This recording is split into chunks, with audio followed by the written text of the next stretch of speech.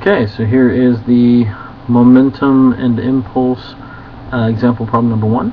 A car, mass 2,000 kilograms, slides to a stop from 23 meters per second in 5 seconds.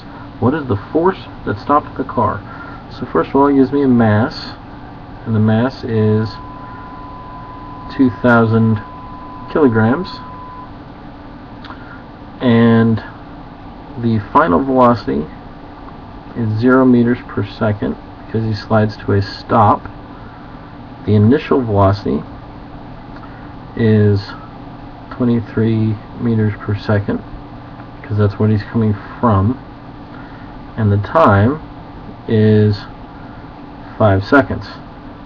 Now he wants to know the force required to stop the car. So you have to stop and think about, in terms of momentum, what is the force?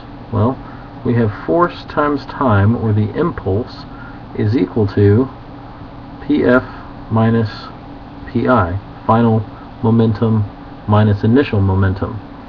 Well, my final momentum is my mass times my final velocity. My initial momentum is my mass times my initial velocity, and so I have that as force times time. So my force, I'm going to divide both sides by t. So my force is my mass times my final velocity minus my mass times my initial velocity divided by my time. And since my final velocity is 0, that goes away. So the force is simply the negative of my mass times my initial velocity divided by my time. So then I plug in my numbers. My force equals a negative 2,000 kilograms times my initial velocity of 23 meters per second divided by the time of 5 seconds.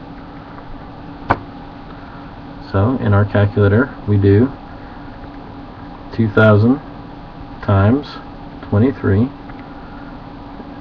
divided by 5, and that is a force of, now don't forget the negative, it is a negative 9,200 newtons. That negative simply means that the force is in the opposite direction the car is moving, so therefore it is slowing down to a stop. If the force was in the same direction, the car would be speeding up. That kind of makes sense. Negative means it's losing its momentum, so the force is in the opposite direction from its momentum.